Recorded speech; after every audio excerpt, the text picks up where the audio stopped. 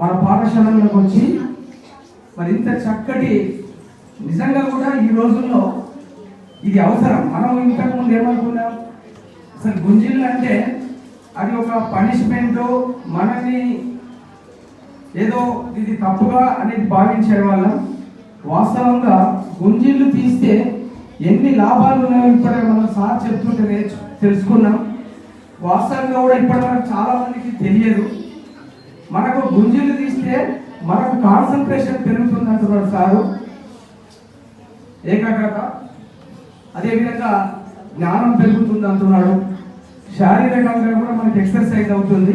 మన చేతులు, ఎడమ చేతు, కుడి చెవి, అదేవిధంగా కుడి చేతితో ఎడమ చెవి రెండు కూడా మన చేతులు పట్టుకొని ఆ చెవులను రెండు పట్టి కిందికి లాగుతూ మనము శ్వాసను పీల్చుకుంటూ కూర్చొని మరి పైకి లేచినప్పుడు శ్వాసను వదలాలని చెప్పిండు.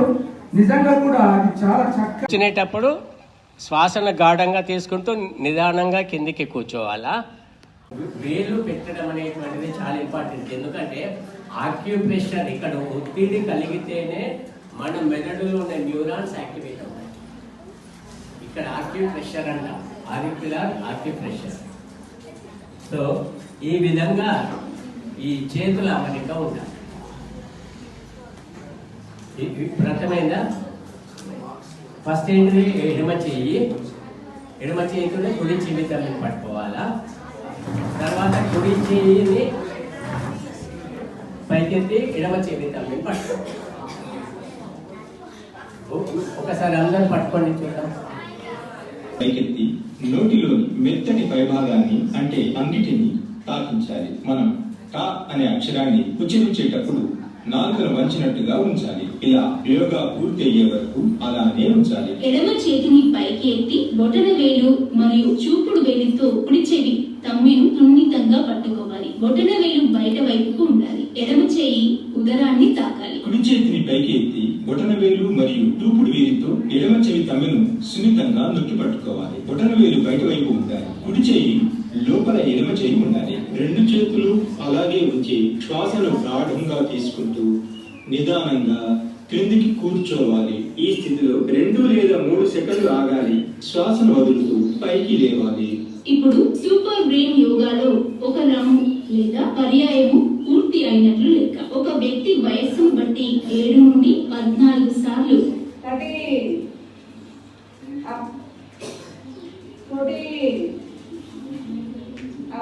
ఇంతవరకు తెలిపిన విధంగా చేసి అద్భుతమైన ఫలితాలను పొందవచ్చు. సూపర్ బ్రెయిన్ యోగా పూర్తి కాగానే కుడి చేయి తరువాత ఎడమ చేయి చెవులను వదిలి యథాస్థితికి తీసుకురావాలి. నాలుకను కూడా యథాస్థితికి తీసుకురావాలి. ఈ పద్ధతిలో చేతుల అమరిక మరియు శ్వాస సరైన రీతిలో తీసుకోవటం చాలా ముఖ్యం. రోజులు ఏ సమయంలోనైనా సూపర్ బ్రెయిన్ యోగా చేయవచ్చు.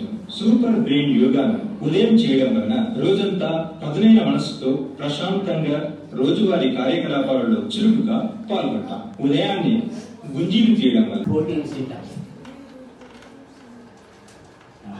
హర్యానాలో ఉన్న స్కూల్. పేరెంట్స్ కూడా సపోర్ట్ చేసినారు. ఎందుకంటే మెమరీ ఇంప్రూవ్ అవుతుంది, ఓవరాల్ హెల్త్ ఇంప్రూవ్ అవుతుంది అనే ఉద్దేశంతో పేరెంట్స్ కూడా సపోర్ట్ చేసినారు. అట్లాగే ఇంకా కొన్ని స్కూల్స్ కూడా ఇవి గుంజీలు తీయడం ఇంట్రడ్యూస్ చేసింది. ఈ అంశం పైన మీ స్కూల్ ఎడ్యుకేషన్కు SCRP అని ఉంటుంది, సిలబస్ బుక్స్ ప్రిస్క్రైబ్ చేసి వాళ్ళు every year state science seminar conduct చేస్తారు. ఎప్పుడు చెప్పండి? నేషనల్ సైన్స్ డే ఫిబ్రవరి 28 నాడు నేషనల్ సైన్స్ డే సందర్భంగా ఒక state level science seminar conduct చేస్తారు. ఆ సెమినార్లో ఈ అంశంతోనే ఒక ప్రజెంటేషన్ ఇచ్చారు.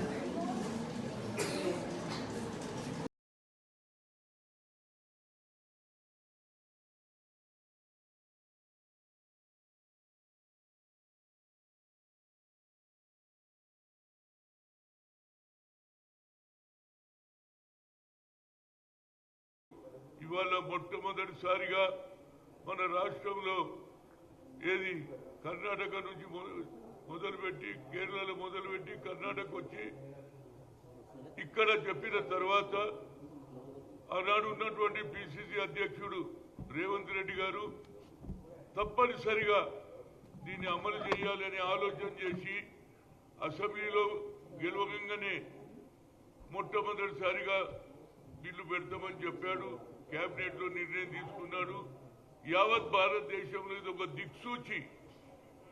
ఆయన ఆలోచనను మొట్టమొదటిసారిగా ఇంప్లిమెంట్ చేసిన ఏకైక నాయకుడు అంటే అది రేవంత్ రెడ్డి గారే. దానికి కారణం ఏంటంటే రాహుల్ గాంధీ ఆలోచన సరి అయిన ఆలోచన. పేదవారి గురించి ఇందిరాగాంధీ గరీబీ హఠావో అనే నినాదాన్ని మరొకసారి వన్మడుగా పూర్తి చేస్తున్నాడు. దాన్ని అమలు చేసిన రేవంత్ రెడ్డి గారికి ముఖ్యంగా కులగన జరిగిన తర్వాత దానికంటే ముందు కామారెడ్డిలో సిద్ధరామయ్య కర్ణాటక ముఖ్యమంత్రి రేవంత్ రెడ్డి గారు ఏది బీసీలకు సరి అయిన న్యాయం చేయాలని బీసీ డిక్లరేషన్ చేశారు. అక్కడ 42% ఇస్తానని హామీ ఇచ్చాడు. దాన్ని నెరవేరుస్తామని చెప్పడం కూడా అసెంబ్లీలో కూడా చెప్పడం జరిగింది. నా ఉద్దేశంలో యావత్ భారతదేశంలో కులగన జరుగుతూనే మెజార్టీ మోర్ దాన్ 50% పైన ఉన్నాం. 54 నుంచి 56 వరకు ఉన్నాం. దానికి కారణం ఏంటంటే అట్టడుగున్న ప్రజలకు ఇప్పటి వరకు న్యాయం జరుగుతలేదు. అందుకుంటే రాహుల్ గాంధీ గారు ఏమన్నారు, 90% ఉన్న జనానికి అన్యాయం జరుగుతుంది, 10% ఉన్న వాళ్ళే అగ్రకులాలు లాభపడుతున్నారని చెప్పడం దానికి నిదర్శనమే. ఇవాళ రాహుల్ గాంధీ గారు ఆలోచన చేసి ఈ నిర్ణయాన్ని అన్ని రాష్ట్రాలలో ఇంప్లిమెంట్ చేయాలని ఆలోచన. కానీ మొట్టమొదలు తెలంగాణలోనే ఈ ఉద్యమం జరిగింది. దానికి పరిణామాలు కూడా వచ్చినాయి. ఈ పరిణామం ద్వారా 42% ఇచ్చి తీరుతా అన్నాడు. దానికి నేను as a OBC MPs convener గా గతంలో IIT IIM all India institute of medical sciences లో రిజర్వేషన్ లేదని సుప్రీంకోర్టు కొట్టేసింది. అప్పుడు సోనియా గాంధీ గారు యూపీఏ చైర్పర్సన్ గా మన్మోహన్ సింగ్ గారు చెప్పి పార్లమెంట్ లో బిల్లు పెడితే అన్ని రాజకీయ పార్టీలు దానికి మద్దతు పలికింది. దానివల్ల ఎంతో మంది ఇంజనీర్లు అయినరు. అదేవిధంగా all India institute of medical sciences లో డాక్టర్లు అయినరు. అది బీసీ కాన్సెప్ట్. అదేవిధంగా ఇవాళ కులగన జరగాలని ముఖ్యంగా ఎస్సీలలో మందకృష్ణ మాదిగా ఏదైతే ప్రయత్నం గత 30 ఏళ్ల నుంచి ప్రయత్నం చేశాడు, దానికి అనుగుణంగా సుప్రీంకోర్టు తీర్పు ఇచ్చింది. దాన్ని కూడా తెలంగాణ రాష్ట్ర ముఖ్యమంత్రి అమలు చేస్తా అని చెప్పడం, ఈ రెండింటి కూడా ఆయనకు నాకు ఉదయపూర్వక ధన్యవాదాలు. అదేవిధంగా నరేంద్ర మోడీ ఒక మాట అంటున్నాడండి, రాహుల్ గాంధీ అట అర్బన్ నక్సల్ అట. ఆయన అర్బన్ నక్సలైట్ ఎందుకు? పేదవాళ్ళ ఇంట్లో భోజనం చేసినంత మాత్రం కాదంటున్నావు. నువ్వు ఎంతోమంది పేదవాళ్ళకు లాభం చేసినావా? 25 కోట్ల మందిని బిలో పావర్టీ వాళ్ళని నేను పైకి తెచ్చినట్టుండి ఇప్పటి వరకు లెక్క తెలియదు. ఎక్కడ తెచ్చినా నేనే ఓబీసీ ఎంపీసీగా కన్ఫ్యూజన్ ఉన్నా. 25 కోట్లు ఎక్కడ చేసినావు? బిలో పావర్టీని పైకి తెస్తాను. అంతేకాదు ఇవాళ రాహుల్ అర్బన్ నక్సల్ అనడం దాన్ని నేను దాన్ని ఖండిస్తున్నా. ఎందుకంటే నరేంద్ర మోడీ గారు మీ కేబినెట్ లో ఉన్నటువంటి హోమ్ మినిస్టర్ ఇవాళ దేశంలో ఏదైతే రాజ్యాంగం రాసినటువంటి అంబేద్కర్ ను అవమానం చేస్తే ఇంతవరకు ఒక మాట మాట్లాడవు, దాని గురించి చెప్పవు. అదేవిధంగా మోహన్ భగత్ ఆర్ఎస్ఎస్ చీఫ్ ఏమంటాడంటే 1947లో రాలేదు స్వాతంత్ర్యం, అయోధ్యలో రాముని గుడి కట్టిన తలుపు తెరిచిన తర్వాతే నిజమైన స్వాతంత్రం. దీనికి జవాబు చెప్పు. నువ్వు ఏ విధంగా ఆలోచన చేస్తున్నావు? మీ ఆలోచన ఒకటే, ఈ భారతదేశాన్ని ముక్కలు చేయాలి, హిందూ ఓట్లతో గెలవాలనే ఆలోచన మీది. అదే రాహుల్ గాంధీ గారు కులాలకు మతాలకు పైన అందరికీ న్యాయం చేయాలని ఆలోచన చేశాడు. కాబట్టి ఇది ఇంప్లిమెంట్ అయింది. తప్పనిసరిగా ఇది జరుగుతుంది. అదేవిధంగా నాకు తెలిసినంత మటుకు ఇవాళ ఏదైతే కేబినెట్ లో 2500 కోట్లు కేటాయించిందండి. జనాభాలో ఏది 140 140 కోట్ల మంది జనాభాలో 2,500 కరోడ్స్ ఏం సరిపోతాయండి? అదేవిధంగా మన రాష్ట్రంలో 8,500, అదేవిధంగా ఆంధ్రలో ఎక్కువ జనాభా ఉంది కాబట్టి 39,000 కనుక ముఖ్యమంత్రి గారిని నేను కామారెడ్డిని అడిగిన ఈ డిక్లరేషన్ అప్పుడు, అయ్యా మాకు చాలా జనాభా ఎక్కున్నది, మా బడ్జెట్ పెంచమంటూ, అందుగురించి ముఖ్యమంత్రి గారిని కోరుతున్నా 20,000 crores పెడితేనే అప్పుడు ఏది చిన్న చిన్న పనులు వృత్తుల వాళ్ళందరికీ కూడా లాభం అవుతుంది, వాళ్ళందరూ బాగుపడతారు. అదేవిధంగా దీనికి కూడా ఏదైతే ఎస్సీ ఎస్టీలకు సప్లాన్ చేస్తున్నారో అదేవిధంగా సప్లాన్ బీసీలకు కూడా పెడితే మా బడ్జెట్ సెపరేట్ ఉంటుంది, దానికే ఖర్చు అవుతుంది. కొన్ని బడ్జెట్లు శాంక్షన్ అవుతాయి, అది మళ్ళీ వేరే దిక్కు పోకుండా చూసే బాధ్యత. ఎందుకంటే ఈ క్రెడిట్ అంతా రేవంత్ రెడ్డికి వస్తుంది తెలంగాణలో. కనుక బీసీలందరూ కూడా ఇవాళ రాహుల్ గాంధీ అన్న తర్వాతనే టికెట్లు ఎవరికి ఇచ్చినా బీసీలందరూ రాహుల్ గాంధీ మా ఆలోచన 6 డిక్లరేషన్ ఆలోచన వల్లనే ఈ రాష్ట్రంలో కాంగ్రెస్ వచ్చింది. కాబట్టి 20,000 crores దీన్ని బడ్జెట్ పెట్టాలి. అదేవిధంగా బీసీ సప్లాన్ కూడా పెడితే తప్పనిసరిగా ప్రజలందరూ హర్షిస్తారు. ఇదే ఆలోచన అన్ని రాష్ట్రాలలో కలుగుతుంది. ఇవాళ నేను బీజేపీ నాయకులను అడుగుతున్నా, అయ్యా మీరు ఏం చేసిందని చెప్పండి. ఇవాళ మీ ప్రధానమంత్రి తెలంగాణకు ఇంత అన్యాయం చేసినా ఒక్కరు కూడా మాట్లాడరు. అదేవిధంగా రేపు జరగబోయే మరి ఈ రిజర్వేషన్ల వల్ల ఎస్సీ ఎస్టీలకు బీసీలకు అందరికీ కూడా న్యాయం జరుగుతుంది.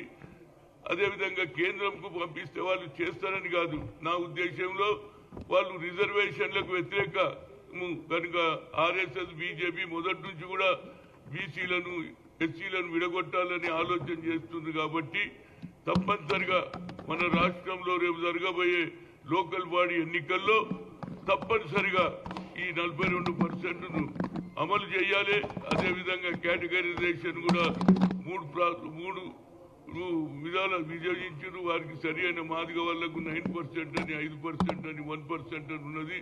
ఆ ప్రకారంగానే రేపు లోకల్ బాడీలో కూడా టికెట్లు ఇవ్వాలని, అదేవిధంగా బీసీలకు ఇన్ని రోజుల తర్వాత స్వాతంత్రం వచ్చి 76 ఏళ్ల తర్వాత నిజమైన లాభం బీసీలకు కానీ ఎస్సీలకు కానీ ఎస్టీలకు కానీ మైనార్టీలకు న్యాయం జరుగుతుందని ఒక ఓబీసీ ఎంపీస్ కన్వీనర్గా నేను ముఖ్యమంత్రిని కోరుతున్నా. తప్పనిసరిగా నాకు గ్యారెంటీ ఉన్నది, ఆయన ఇచ్చిన మాట తప్పనిసరిగా నిలబెట్టుకుంటాడు, అమలు కూడా చేస్తాడని నా ఉద్దేశం. రేపు లోకల్ బాడీ ఎన్నికల్లో తప్పనిసరిగా ఈ రేషియో ప్రకారంగానే టికెట్లు ఇవ్వాలి. ఇది పంచాయతీలో కానీ అదేవిధంగా మండలాల్లో కానీ జిల్లా పరిషత్లో కానీ న్యాయం జరగాలి. అందుగురించే ఇవాళ దేశంలో ఒక నాయకుడు ఇలాంటి ఆలోచన చేశాడు. నిజంగానే బీజేపీకి ఆలోచన ఉంటే అన్ని రాష్ట్రాలలో కులగన జరగాలని, దానికి మన రాష్ట్రంలో ఉన్న ఎంపీలు అదేవిధంగా కేంద్రంలో కూడా ఒత్తిడి తీసుకురావాలి. మన రాష్ట్ర బడ్జెట్ను కూడా అదే ఆంధ్రకు అడిగిన వరాలు అన్ని ఇచ్చారు. ఇవాళ మేము మూసి ప్రక్షాళన చేయాలి, దానికి డబ్బులు అంటే ఒక్క పైసా ఇవ్వలేదు. అంటే ఏమన్నట్టు తెలంగాణలో ఉన్న ఏది అపోజిషన్ పార్టీ వాళ్ళు ఏదంటుండ్రు, డబుల్ ఇంజన్కి సర్కారు డబుల్ ఇంజన్ ఉంటేనే పనిచేస్తారా?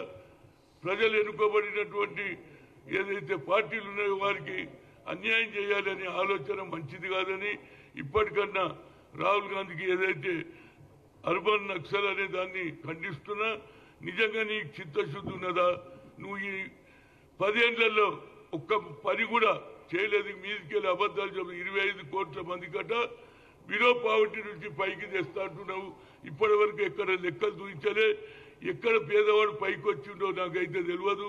అయితే ఓబీసీ ఎంపీస్గా కన్వీనర్గా ఏ డిపార్ట్మెంట్లో ఎవరికి లాభం చేసిందని ఒక ఎంపీ చెప్పాడు, ఒక మంత్రి చెప్పాడు. కానీ ప్రధానమంత్రి 25 కోట్లు లెక్క చెప్పి గరీబీ హఠావన్నారు, జరగలేదంటున్నారు.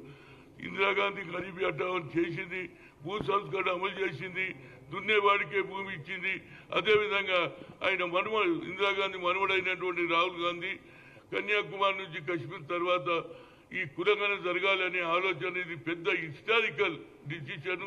దాన్ని అమలు చేస్తున్నటువంటి రేవంత్ రెడ్డి గారికి హృదయపూర్వక ధన్యవాదాలు చెప్తూ, అదేవిధంగా 20,000 crores మాకు తెలంగాణకు కేటాయించాలని, అదేవిధంగా ఈసీ సప్లాన్ పెట్టాలని కోరుతున్నా. ఇలాంటి భాష మాట్లాడడం మంచిది కాదు. కేవలం నిన్నటి వరకు ఏమన్నాడు, పాపులర్ స్కీమ్ కు ఒక డబ్బు ఇవ్వద్దు అన్నాడు.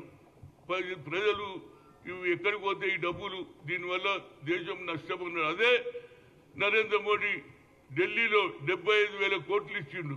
అంటే నీ ఆలోచనలో మార్పు వచ్చింది అనేది కనిపిస్తుంది. ఎందుకంటే ఢిల్లీలో గెలవాలి కదా, అందుగురించి 75,000 కోట్లు ఇచ్చినావు. నిన్నటి వరకు నువ్వేమన్నావు, పాపులర్ స్కీమ్ కు డబ్బులు ఇవ్వద్దు అన్నావా లేదా? ఇవాళ నీలో మార్పు వచ్చింది. అదేవిధంగా ఈ మార్పు కూడా కురగన్నెల రావాలి దేశం మొత్తంలో. తప్పనిసరిగా ఆయన అపోజిషన్ లీడర్గా పార్లమెంట్ ఉన్నాడు కాబట్టి యావత్ భారతదేశంలో ఓబీసీ ఎంపీసీగా నాకు గుర్తింపు ఉంది కనుక అక్కడ ఆయన పార్లమెంట్లో ఈ నిర్ణయం తీసుకుంటే దేశమంతా తిరిగి అన్ని రాష్ట్రాలు తిరిగి ఆయన తీసుకున్న నిర్ణయానికి మద్దతు పలకడానికి ఒక ఓబీసీ ఎంపీసీగా లాయలిస్ట్గా తప్పనిసరిగా నేను పనిచేస్తా అని మీ ద్వారా చెప్తున్నా. ఏదైనా అడిగేది ఉంటే అడగండి.